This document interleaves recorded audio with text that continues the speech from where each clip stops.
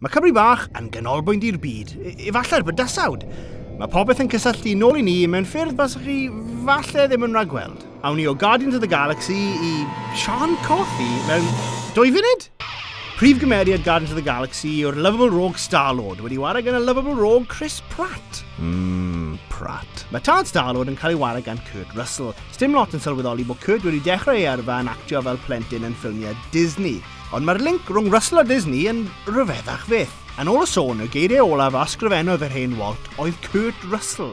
Neu fel mae'r Huffington Post yn ei reportio, Walt Disney's last words were Kurt Russell. According to Kurt Russell.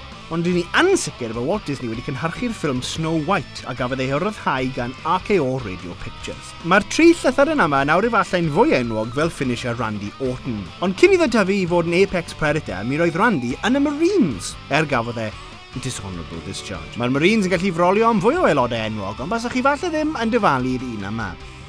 Drew Carey. Mae Drew yn llawn surprises. Mae fe hefyd yn berchen stêc yn y tîm pêl-droed Seattle Sounders. Mae'r Sounders wedi noddi gan Xbox ac un o gemau amlyca Xbox dros y blynyddoedd yw Halo. Ffridio Halo yw asgwrn cefn y sioe Red vs Blue, rhaglen blaen llaw y cwmni Rooster Teeth sy'n bencawr y myd fideo'r we. Yn aelod o Rooster Teeth yw Gavin Free, crewr a chyflwynydd y gyfres Slow-Mo Guys. A pan ydych chi'n meddwl slow-mo, ydych chi'n meddwl The Matrix. Ond bydd y stael a pwnc y ffilm ddim wedi bodoli heb ddylanwad y ffilm anime 1995 Ghost in the Shell. A'r remake o'r ffilm yma sy'n syrenu Scarlett Johansson oedd yn Lost in Translation gyda Bill Murray. A mae siwrt gymaint o bethau bizarre am Bill Murray. Y lleiaf y rhain yw yn ystod Cyngerdd Adele nath e cwrdd â Donald Trump.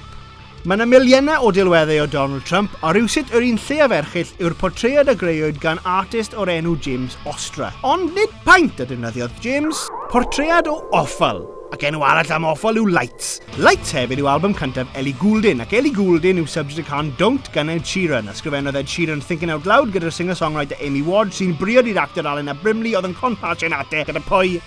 Sean Coffey.